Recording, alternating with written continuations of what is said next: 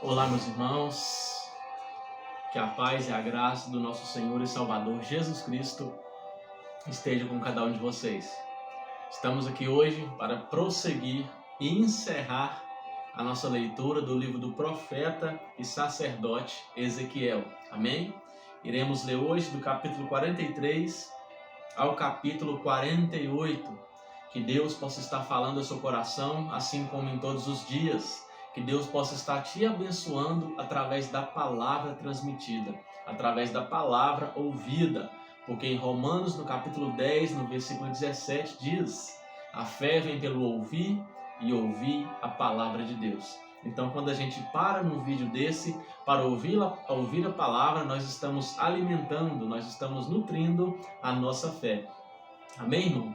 Eu quero te convidar, você que não é inscrito ainda no canal, você que está chegando hoje nesse vídeo, compartilhe esse vídeo com alguém, se inscreva no canal, deixe seu like, não para o meu engrandecimento, não para mim aparecer, mas para o engrandecimento da palavra de Deus a cada dia mais, para que essa palavra venha entrar em vários corações que ainda não conhecem essa palavra, venha entrar na vida das pessoas que ainda não se dedicam um tempo para ler a Bíblia. Amém, irmãos? Porque 90% dos cristãos, daqueles que se dizem amar a Deus sobre todas as coisas, não lê a Bíblia, não lê a palavra de Deus. E é aqui que a gente conhece a Deus, é aqui que a gente conhece os passos de Jesus nessa terra. Amém, irmãos? Porque Jesus, ele é muito mais além da cruz, ele é muito mais coisa que isso. Amém, irmão? Então, prossiga na leitura, não pare só nesses vídeos, que estamos quase acabando a nossa jornada aí de 180 dias. Hoje, se eu não me engano, é 165, se eu não me engano, irmãos, ou 167, é uma coisa assim. Mas estamos chegando ao fim da nossa jornada, amém? É muito bom ter esse tempo aqui com vocês, é muito bom dedicar esse tempo para ler a palavra de Deus.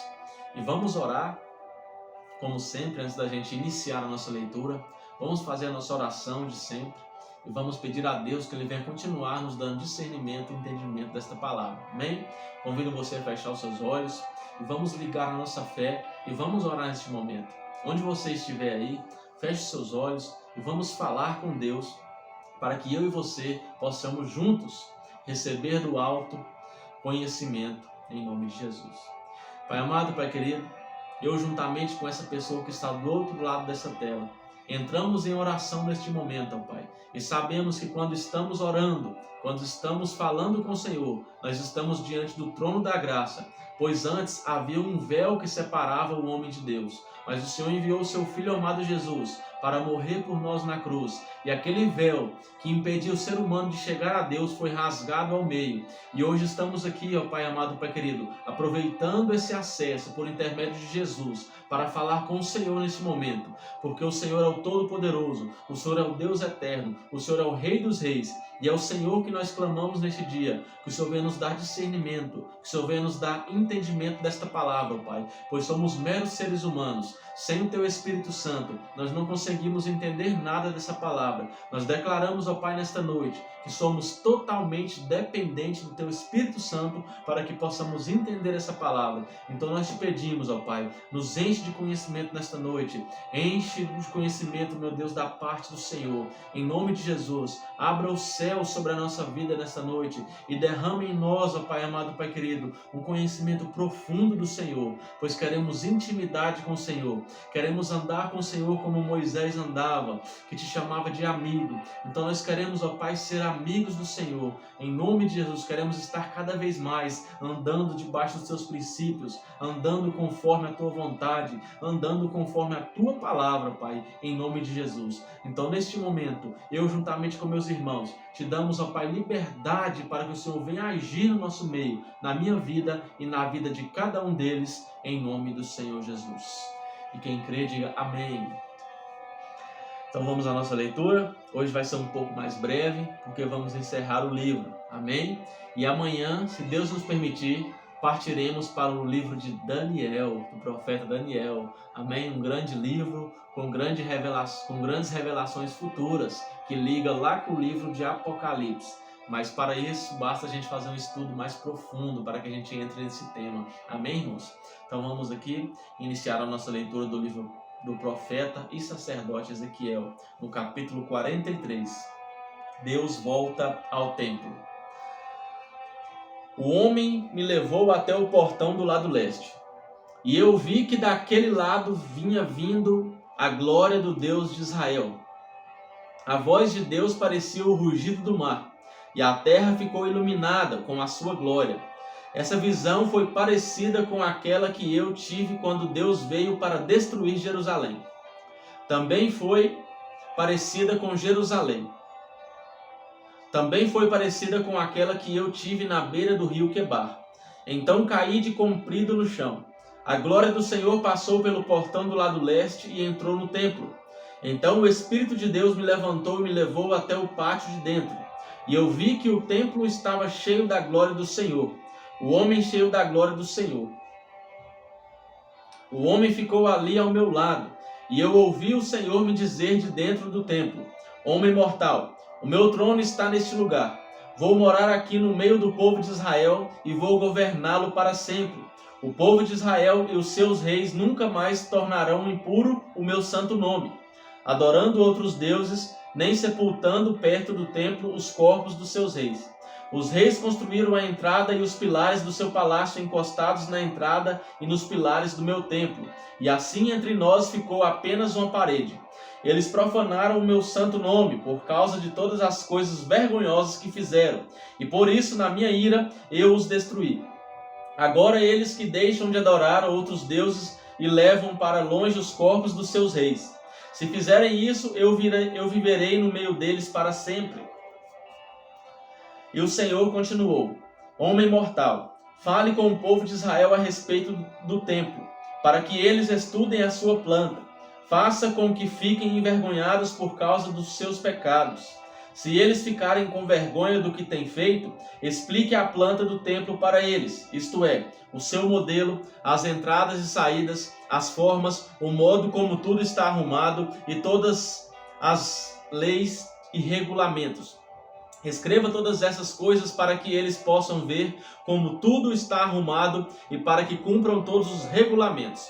Esta é a lei do templo. Todo o terreno que fica em volta dele no alto da montanha é santo e sagrado.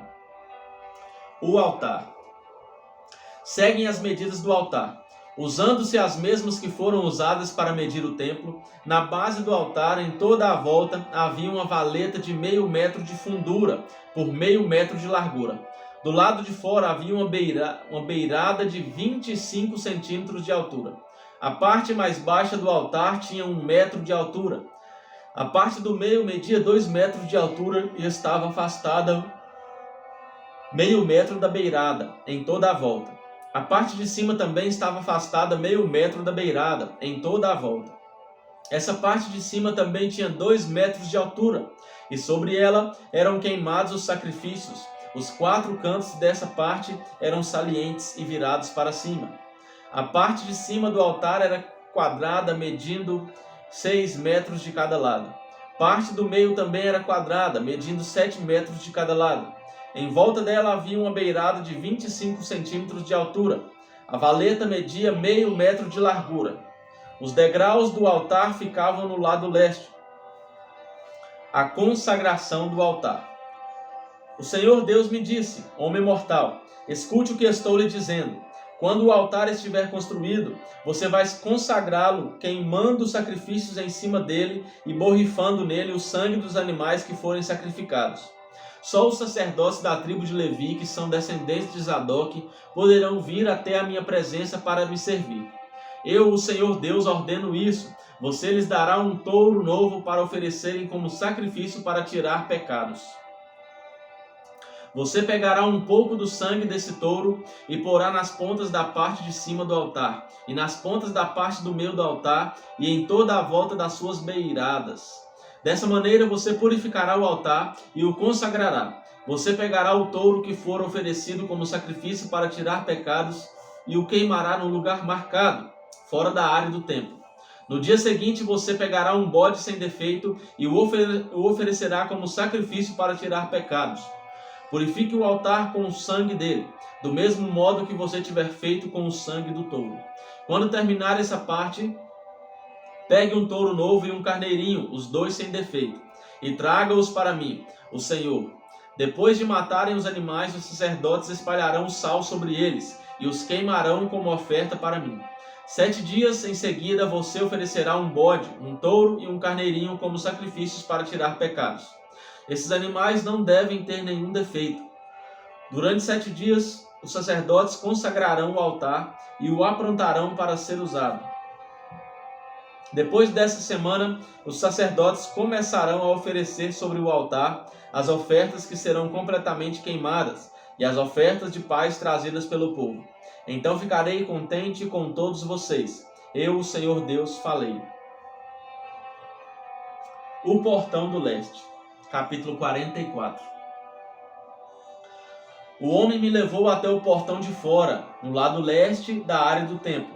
O portão estava fechado. Então o Senhor me disse: esse portão ficará fechado, nunca será aberto. Ninguém poderá usá-lo, porque eu, o Senhor Deus de Israel, entrei por ele. Deve ficar sempre fechado, mas o rei poderá ir lá para comer uma refeição santa na minha presença.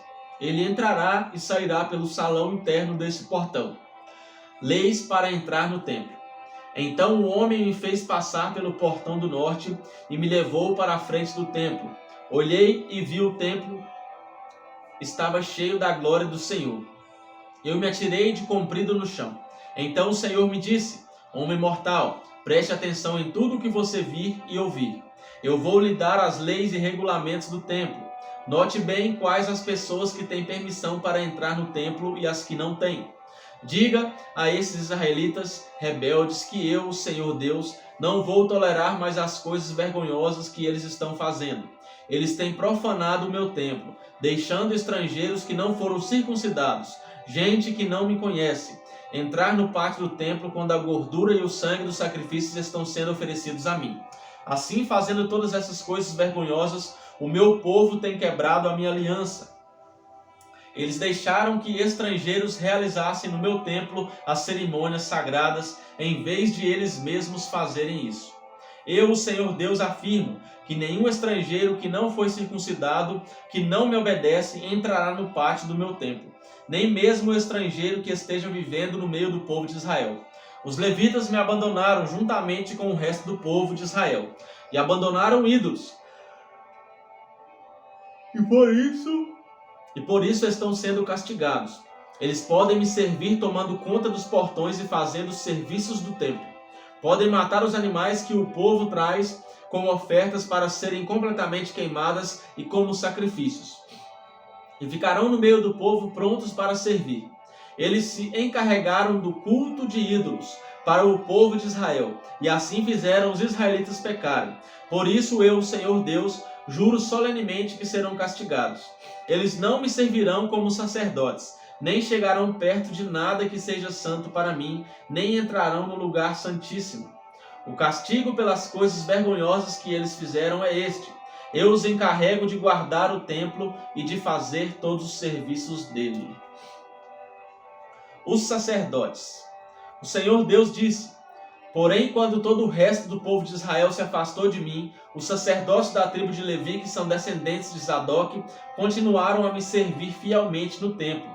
Agora eles me servirão e virão até a minha presença para me oferecer a gordura e o sangue dos sacrifícios.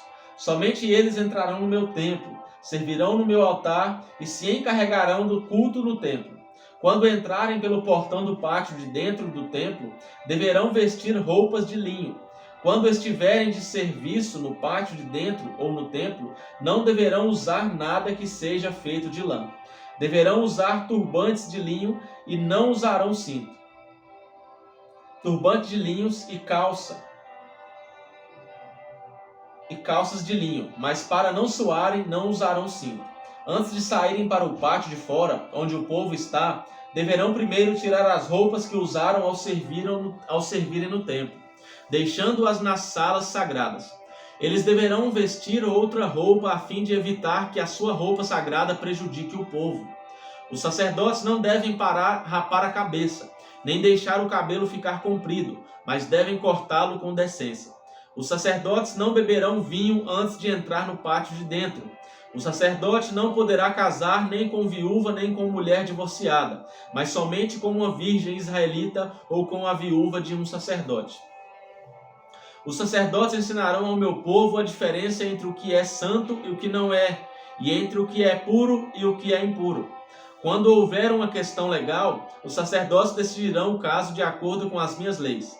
Eles comemorarão as festas religiosas de acordo com as minhas leis e regulamentos, e manterão santos os sábados. O sacerdote não deverá tocar no morto, porque se fizer isso ficará impuro, mas poderá tocar no cadáver do pai ou da mãe, ou de um filho, ou de um irmão, ou de uma irmã solteira. Depois que ele se purificar de novo, deverá esperar 7 dias. Então entrará no pátio de dentro do templo e oferecerá um sacrifício pela sua purificação, para que assim possa servir de novo no templo. Sou eu, Senhor Deus, quem está falando. Os sacerdotes terão uma herança.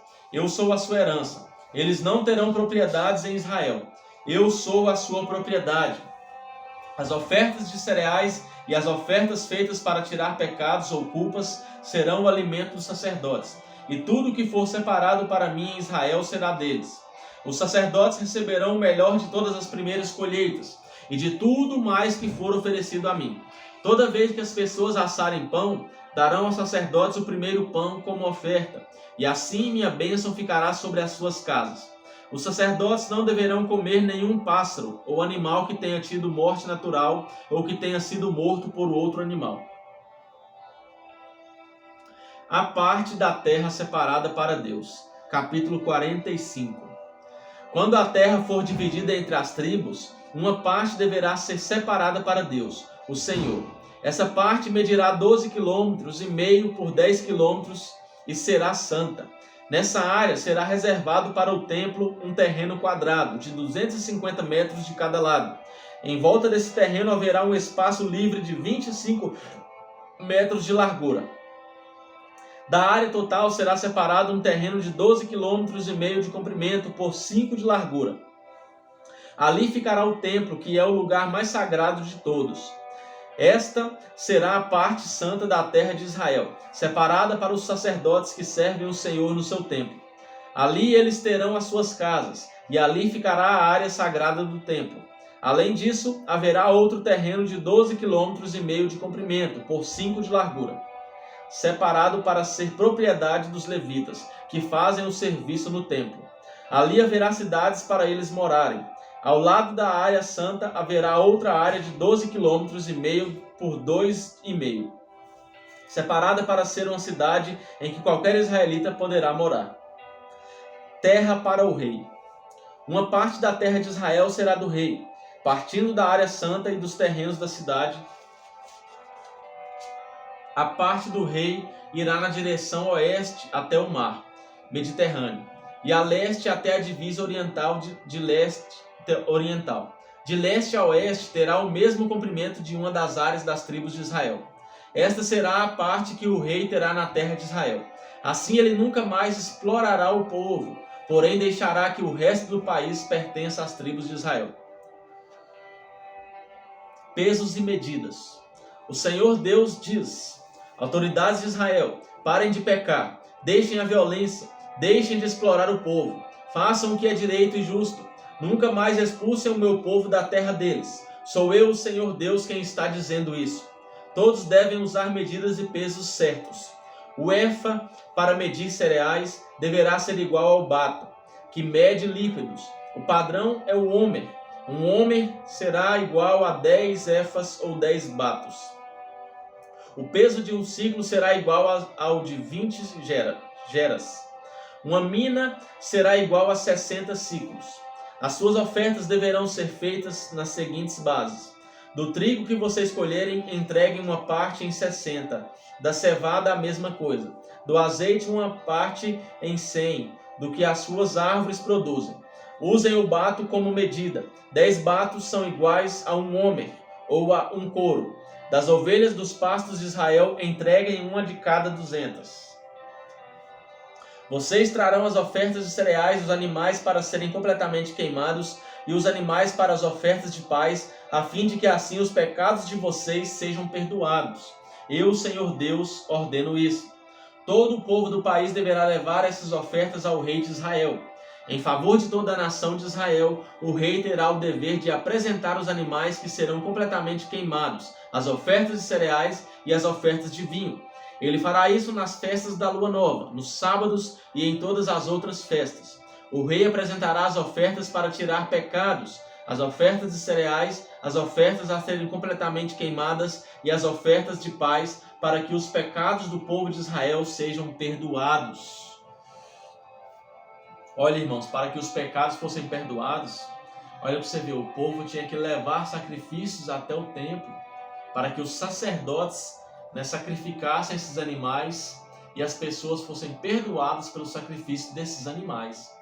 E as pessoas que iam não podiam entrar na presença de Deus. Eram só pessoas escolhidas que entravam no templo ali na presença do Senhor. Eram só os sacerdotes. Amém, irmãos? E hoje, todos nós, por intermédio de Jesus, por intermédio de um só sacrifício, de Jesus, que não é mais sacrifício de animal, mas é sacrifício humano, foi o preço de sangue, para que eu e você pudéssemos hoje estar aqui lendo essa palavra diante da presença de Deus, sentindo o Espírito Santo falando sobre o nosso coração. Para que eu e você hoje pudéssemos orar de dia, de noite, de tarde, diante da presença de Deus. Teve que haver um grande sacrifício, e esse sacrifício quem fez foi Jesus. Ele se entregou por nós. Ele entregou a vida por cada um de nós. Então veja que nesse tempo que as pessoas não podiam entrar na presença de Deus. Olha para você ver a trabalheira, para que os pecados dela fossem perdoados. Elas tinham que levar os seus animais para serem sacrificados, irmãos. E hoje nós vivemos no tempo da graça. E tem gente que ainda reclama, que ainda murmura. Irmãos, Deus fez uma grande obra enviando o seu Filho Jesus. É o maior de todos os milagres. É a salvação que nós podemos ter através de Jesus, que veio, porque por meio de um só homem entrou o pecado no mundo, que foi por meio de Adão. Mas por meio de um só homem também o pecado é retirado, que é Jesus, por meio de um só sacrifício, irmãos. Aleluias! Glória a Deus! E tem aquela famosa frase: eu não estava no Éden, mas herdei a culpa.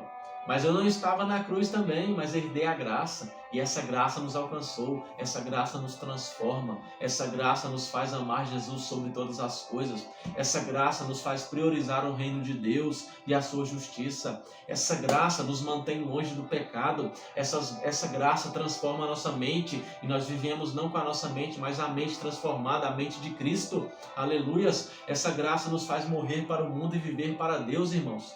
Glória a Deus! Então só temos motivo a agradecer. Amém, irmãos? Glória a Deus. Porque veja, se hoje em dia fosse como nessa época, veja como seria difícil, irmãos. Já pensou, irmão? E nessa época a salvação era só para os judeus. Nós que somos gentios ainda não tínhamos entrado no povo de Deus. Era só os israelitas, era só o povo de Israel. A salvação veio para eles, mas eles negaram a Jesus. Aí entramos nós, os gentios, fomos enxertados. Amém, irmãos? E que ficamos firmes, porque Jesus está voltando. Aleluias? Então vamos continuar a leitura. Eu já estou me prolongando aqui, né? Já estou, como se diz, pregando a palavra. Mas se Deus está falando é porque tem alguém aí do outro lado dessa tela que precisava ouvir essa palavra. Continue firme, irmão. Não desista. Por maior que seja a sua luta, não desista. Persevere em meio ao deserto. Porque você não está sozinho nesse deserto. Jesus está com você. Aleluias. E aonde Jesus está, nós passamos por lutas, batalhas e desertos. Mas no final, a vitória é garantida. Porque estamos com Deus vitorioso. Amém? A Páscoa. O Senhor Deus disse: no primeiro dia do primeiro mês, vocês oferecerão como sacrifício um touro sem nenhum defeito e purificarão o templo. O sacerdote pegará uma parte do sangue do animal apresentado como oferta para tirar pecados e porá esse sangue nos batentes da porta do templo, nas 4 pontas do altar e nos batentes dos portões do pátio de dentro. No 7º dia do mês, ele fará a mesma coisa, em favor de qualquer pessoa que tenha cometido algum pecado sem intenção ou por ignorância. Assim vocês conservarão santo o templo. No dia 14 do primeiro mês, vocês começarão a comemorar a festa da Páscoa. Durante 7 dias todos comerão pão sem fermento. No primeiro dia da festa, o rei oferecerá um touro como sacrifício para tirar os seus pecados e os pecados do povo. Em cada um dos 7 dias da festa, ele oferecerá como sacrifício ao Senhor Deus 7 touros e 7 carneiros sem defeito e os queimará completamente. E todos os dias também oferecerá como sacrifício um bode como oferta para tirar pecados. Para cada touro e cada carneiro que for oferecido em sacrifício, haverá uma oferta de 17 litros e meio de cereais e 3 litros de azeite. A festa das barracas. Na festa das barracas, que começa no dia 15 do 7º mês, o rei oferecerá em cada um dos 7 dias o mesmo sacrifício para tirar pecados, as mesmas ofertas que serão completamente queimadas e as mesmas ofertas de cereais e de azeite. O rei e as festas. Capítulo 46. O Senhor Deus diz: o portão do leste que dá para o pátio de dentro deverá ficar fechado nos 6 dias úteis, mas será aberto no sábado e na festa da lua nova. O rei irá do pátio de fora para o salão do portão e ficará ao lado do portão. Enquanto isso, os sacerdotes oferecerão os sacrifícios que serão completamente queimados, e também as ofertas de paz. Ali o rei deverá prestar culto e depois sair. O portão deverá ficar aberto até a tarde. No sábado e na festa da lua nova, todo o povo também se curvará e adorará o Senhor na frente do portão. No sábado, o rei deverá apresentar ao Senhor como sacrifícios que deverão ser completamente queimados um carneiro e 6 carneirinhos, todos sem defeito. Para cada carneiro que ele trouxer, dará a Deus uma oferta de 17 litros e meio de cereais. E junto com cada carneirinho que for oferecido em sacrifício, ele dará o que quiser. Para cada 17 litros e meio de oferta de cereais, ele deverá trazer 3 litros de azeite. Na festa da lua nova, ele oferecerá um touro novo, um carneiro e 6 carneirinhos, todos sem defeito. Junto com o touro novo e com o carneirinho, haverá uma oferta de 17 litros e meio de cereais. E junto com os carneirinhos, o rei dará o que quiser. Para cada 17 litros e meio de cereais, serão oferecidos 3 litros de azeite. O rei deverá voltar do portão passando pelo salão, como fez para entrar. Quando o povo prestar culto ao Senhor em qualquer festa, os que entrarem pelo portão do norte sairão pelo portão do sul. Depois que acabarem de adorar, aqueles que entrarem pelo portão do sul sairão pelo portão do norte. Ninguém sairá pelo mesmo portão pelo qual entrou, mas pelo portão do lado contrário. O rei entrará quando o povo entrar, e sairá quando o povo sair. Nos dias de festas e de comemorações solenes, a oferta de cereais será de 17 litros e meio por touro ou carneiro. E junto com cada carneirinho, o adorador dará o que quiser. Para cada 17 litros e meio de cereais, serão oferecidos 3 litros de azeite. Quando o rei tiver vontade de dar uma oferta ao Senhor, seja uma oferta que deverá ser completamente queimada ou uma oferta de paz, o portão do leste que dá para o pátio de dentro será aberto para ele. Ele fará a oferta do mesmo modo que faz no sábado, e depois que ele sair, o portão deverá ser fechado. A oferta diária. O Senhor diz: todas as manhãs deverá ser oferecido ao Senhor um carneirinho de 1 ano, sem defeito. Essa oferta deverá ser feita todos os dias. Também será feita todas as manhãs a oferta de 1,5 kg de farinha, e junto com ela 1 litro de azeite para misturar com farinha. As leis para essa oferta ao Senhor deverão ser obedecidas para sempre. O carneirinho, a farinha e o azeite deverão ser oferecidos ao Senhor todas as manhãs para sempre. Aleluia. O rei e a terra. O Senhor Deus diz o seguinte: se o rei der de presente uma parte das suas terras a um dos seus filhos, essa terra será do filho como parte da propriedade da sua família. Mas se o rei der de presente uma parte das suas terras a um dos seus servidores, essa terra voltará a ser do rei quando chegar o ano da libertação. A terra será dele e depois será dos seus filhos. O rei não deverá tomar nenhuma propriedade do povo. Das suas próprias terras é que ele dará terras aos seus filhos. Assim, ele não explorará ninguém do meu povo, tomando a sua terra. as cozinhas do templo. Depois disso, o homem me levou para a entrada dos cômodos de perto do portão, que ficavam de frente para o norte. São esses os cômodos santos dos sacerdotes. Ele me mostrou um lugar no lado oeste dos cômodos e disse: este é o lugar onde os sacerdotes irão cozinhar a carne oferecida como sacrifício para tirar pecados ou culpas, e onde assarão as ofertas de farinha. Assim, nenhuma coisa santa será levada para o pátio de fora, onde poderá prejudicar o povo. Então ele me levou para o pátio de fora e me mostrou que em cada uma das áreas dos 4 cantos havia um pátio menor, com 20 metros de comprimento por 15 de largura. Cada pátio era cercado por um muro de pedra, e encostados nesses muros havia fogões. O homem me disse: são estas as cozinhas onde os servidores do templo irão cozinhar os sacrifícios que o povo oferece. Um riacho no templo. Capítulo 47.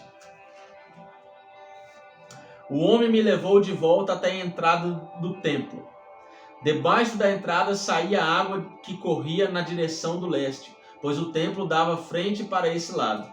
A água corria por baixo do lado sul do templo, ao sul do altar. Então o homem me fez sair da área do templo pelo portão norte e me levou pelo lado de fora até o portão que dá para o leste. Um riacho saía do lado sul do portão. Com a sua vara de medir, o homem mediu 500 metros na direção da correnteza, para o leste, e me fez atravessar o rio ali, e a água chegou aos meus tornozelos. Em seguida ele mediu mais 500 metros, e a água subiu até os meus joelhos. Mais 500 metros, e a água chegou até a minha cintura. Finalmente mediu mais 500 metros. E o rio era tão fundo que eu não podia atravessar. Era fundo demais para ser atravessado, a não ser a nado. Aí ele me disse: homem mortal, preste atenção em tudo isso. Então o homem me levou de novo para a margem.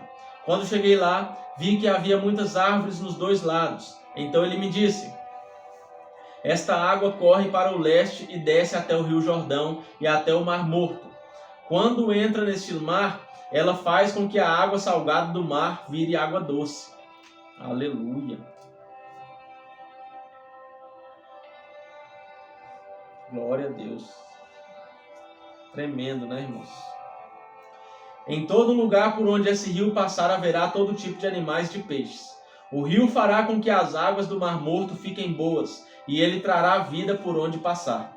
Desde a fonte de Gede até a de Eglaim haverá pescadores na praia do mar, e ali estes estenderão as suas redes para secarem. Haverá ali muito peixe e muitas espécies de peixes, como no mar Mediterrâneo. Mas nos brejos e nos charcos a água não ficará boa. Essa água servirá para a produção de sal. Nas suas margens do rio crescerão árvores frutíferas de todo tipo. As suas folhas nunca murcharão, e as árvores nunca deixarão de dar frutas. Darão frutas novas todos os meses, pois são regadas pelo rio que vem do templo.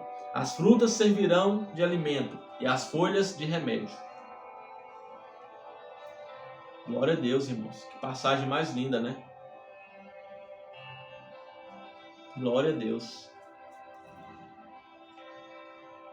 Para você ver, irmãos, debaixo da entrada saía a água que corria na direção do leste, pois o templo dava frente para este lado. A água corria por baixo do lado sul, ao templo do sul do mar. Então o homem me fez sair da área do templo pelo portão norte e me levou pelo lado de fora até o portão que dá para o leste. Um riacho saía do lado sul do portão. Essa água, irmãos, saía do templo de Deus. E a água que sai do templo de Deus, ela é poderosa para trazer vida aonde não há vida. Veja que aonde esse rio passava, trazia vida, trazia peixes, trazia vida novamente. E veja, irmãos, que essa água é que jorra da palavra hoje. Essa água que tem que jorrar do nosso coração. Nós não temos que levar morte às pessoas, muito pelo contrário. Nós temos que levar vida eterna a essas pessoas. Essa água tem que continuar saindo da nossa vida, do nosso coração, para alcançar as vidas. Veja que essa água nos alcançou. E nós temos que deixar transbordar em nós essa água para que possamos gerar vida na vida de alguém, irmãos. Aleluias, glória a Deus. Essa passagem, irmão, tendo um entendimento espiritual, você vai entender o que Deus quer dizer aqui. O que Deus quer dizer é que tudo aquilo que sai dele, da presença dele, da palavra dele, não sai nada morto, muito pelo contrário, sai tudo com vida. Muitos de nós estávamos mortos no pecado, muitos de nós estávamos mortos espiritualmente, mas quando Deus nos alcançou, através do seu Filho amado Jesus, a água que saiu desse templo também, a água que emana do trono de Deus, está também em nossas vidas, e emana em nossas vidas para que possamos deixar essa água jorrar na vida das pessoas, levando vida até elas, andando em obediência, andando debaixo da palavra de Deus, andando em oração, andando em jejum, andando praticando a justiça. Essa água vai ser jorrada de nós e vai ser exemplo para outras pessoas. E aquelas pessoas que estão enterradas no lamaçal do pecado, estão afundadas ali no pecado, vão ser alcançadas através dessa água que emana do nosso coração, através das nossas atitudes, através de nós pregarmos a palavra para essas pessoas, meus irmãos. Aleluias! Então essa passagem, se estudada profundamente, ela é muito grandiosa, irmãos. O que Deus quer falar aqui para nós. Aleluias! Glória a Deus! Santo, santo é o Senhor, ó Pai. Oh, glórias! As fronteiras do país. O Senhor Deus disse: são estes os limites da terra que será dividida entre as 12 tribos, sendo que a tribo de José receberá 2 partes. Eu jurei aos antepassados de vocês que daria esta terra a eles para ser sua propriedade. Agora dividam entre vocês a terra em partes iguais. Ao norte, a fronteira vai para o leste, do mar Mediterrâneo até a cidade de Eltlon, até a subida de Ramate, até a cidade de Zedade, Berota e Sibraim, que ficam entre o território do reino de Damasco e do reino de Ramate, e a cidade de Aticom, que está na fronteira do reino de Hauran. Ao norte, a fronteira vai para o leste do mar Mediterrâneo até a cidade de Enom, ficando ao norte das regiões das fronteiras de Damasco e Ramate. A leste, a fronteira vai para o sul, de um lugar entre o território de Damasco e o de Hauran, sendo que o rio Jordão forma a divisa entre a terra de Israel a oeste e Gileade a leste, até a cidade de Tamar, no Mar Morto.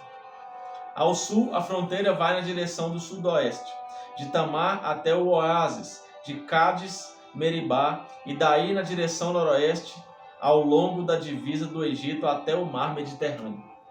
A oeste, a divisa é formada pelo Mediterrâneo, e vai para o norte até o lugar a oeste da subida de Ramate. Dividam essa terra entre as suas tribos. Ela será de vocês como propriedade permanente. Quando vocês dividirem a terra, os estrangeiros que estiverem vivendo no meio de vocês e que tiverem tido filhos nascidos aqui receberão também a parte deles. Eles serão tratados como cidadãos israelitas e tirarão sorte para receber a sua parte junto com as tribos de Israel. Cada estrangeiro que estiver morando em Israel receberá a sua parte junto com o povo da tribo no meio da qual estiver vivendo. Eu, o Senhor Deus, falei. A divisão do país entre as tribos, capítulo 48. Ao norte, a fronteira vai para o leste do mar Mediterrâneo até a cidade de Eltlon, até a subida de Ramate, até a cidade de Enom e até a divisa entre os reinos de Damasco e Ramate. Cada tribo deverá receber terras que irão desde a fronteira do leste até o mar Mediterrâneo, a oeste, na seguinte ordem do norte para o sul: Dan, Azer, Naphtali, Manassés, Efraim, Ruben e Judá. Terras para Deus. Ao lado do território de Judá ficará a terra separada para o uso especial. De norte a sul terá 12,5 km de largura e de leste a oeste o mesmo comprimento dos territórios dados às tribos. O templo ficará nessa área. No centro dessas terras haverá uma área dedicada ao Senhor, com 12,5 km por 10. Os sacerdotes terão uma parte dessa terra sagrada. Nos lados norte e sul deverá medir 12,5 km e nos lados leste e oeste deverá medir 5. O templo do Senhor ficará no meio. Essa área sagrada será para os sacerdotes descendentes de Zadok. Eles me serviram fielmente e não se juntaram com o resto dos israelitas para fazer o mal, como os outros membros da tribo de Levi fizeram. Por isso eles terão uma área especial perto da área dos levitas, e será a área mais santa de todas. Os levitas também terão uma área de terra que fará limite com as dos sacerdotes. Terá 12,5 km por 5. A terra dedicada ao Senhor é a melhor de todas, e nenhuma parte dela poderá ser vendida, nem trocada, nem transferida para ninguém. É santa e pertence a Deus. A área que sobrar de 12,5 km por 2,5 não é santa, não será para um uso geral do povo. Eles poderão morar ali e aproveitar a terra. A cidade ficará no centro e será quadrada, medindo 2.250 metros de cada lado. Em toda a volta da cidade de cada lado haverá um espaço livre de 125 metros de largura. A terra que sobrar depois de construída a cidade nas terras ao lado da área sagrada, 5 km por 2,5 para o leste, 5 km por 2,5 para o oeste, essa terra será usada pela gente que mora na cidade, para nela fazerem plantações. Quem trabalhar na cidade, seja de que tribo for, poderá cultivar essa terra. Assim, a área toda será quadrada, medindo 12,5 km de cada lado, e incluirá as terras ocupadas pela cidade. Terras para o rei. Depois que a área do templo, as terras dos sacerdotes e dos levitas e a terra para a cidade forem tiradas dessa porção de 12,5 km, toda a terra que sobrar dos dois lados, a leste e a oeste, será do rei. A leste, a terra do rei chegará até a fronteira leste, e a oeste irá até o mar Mediterrâneo. Ao norte, o limite é o território da tribo de Judá, e ao sul é o da tribo de Benjamim. Terras para as outras tribos. Ao sul dessa porção especial, cada uma das outras tribos receberá uma porção de terra que irá da fronteira leste na direção oeste até o mar Mediterrâneo, na seguinte ordem de norte a sul: Benjamim, Simeão, Isacar, Zebulon e Gade. Na parte sul do território da tribo de Gade, a fronteira irá na direção sudoeste, desde a cidade de Tamar até o oásis de Cádiz, e daí para o noroeste, segundo a fronteira do Egito até o mar Mediterrâneo. O Senhor Deus disse: é assim que o país será dividido em partes, que serão das tribos de Israel e que passarão para os seus descendentes. Os portões de Jerusalém. Havia 12 entradas na cidade de Jerusalém. Cada muralha medirá 2.250 metros e terá 3 portões, cada um com o nome de uma tribo. Os portões da muralha do norte receberão os nomes de Ruben, Judá e Levi. Os da muralha do leste receberão os nomes de José, Benjamim e Dan. Os da muralha do sul receberão os nomes de Simeão, Isacar e Zebulon. E os da muralha do oeste receberão os nomes de Gade, Azer e Naftali. O comprimento total da muralha em volta da cidade toda será de 9 quilômetros. O nome da cidade daqui em diante será: O Senhor está aqui. Amém. Glória a Deus. Eu creio nisso. Então, irmãos, essa foi a leitura de hoje. Encerramos aqui o livro do profeta e sacerdote Ezequiel. Amém? Você pode reparar aí que a todo momento Deus chama ele de homem mortal. Deus não chama ele pelo nome. Porque se você olhar o livro de profeta Jeremias, os outros profetas, todos Deus fala o nome. E aqui, a maioria das vezes, Ezequiel é chamado de homem mortal. Estudiosos defendem aqui que é para que ele não venha se engrandecer. Porque Ezequiel foi o único profeta que tinha 2 funções. Ele também era sacerdote. Ou seja, Deus chamava ele de homem mortal para que ele nunca viesse a se engrandecer por ter 2 funções. Deus sempre lembrando ele: olha, homem mortal, você é apenas um mortal. Eu sou Deus. Você está apenas sendo usado. Você não é nada sem mim. Sem mim nada podereis fazer. Então Deus está falando com ele, homem mortal, sempre ativando ali o gatilho na mente dele que, olha, eu sou nada. Eu sou um ser humano. Eu sou um mortal. Mas Ele é Deus. Ele é Deus. Amém, irmãos? Então, por isso de Deus falar aqui com Ezequiel sempre homem mortal e não chamar ele pelo nome. São poucas vezes que ele fala Ezequiel, né, irmãos? Então era para que Ezequiel sempre lembrasse que ele veio do pó e ao pó retornará, que ele não é nada sem Deus, ele não passa de um ser humano que obedece a Deus, e Deus estava usando ele como instrumento, como ferramenta, assim como também pode usar eu e você, se andarmos segundo a palavra, os princípios de Deus. Amém? Um forte abraço, meus irmãos. Amanhã, se assim Deus nos permitir, estaremos aqui dando início ao livro do profeta Daniel, o último livro dos profetas maiores. Amém? Então, que Deus te abençoe, se for da vontade de Deus, e se Ele permitir, estaremos aqui. Um forte abraço e que o Espírito Santo sempre faça morada no coração de cada um de vocês. Até mais.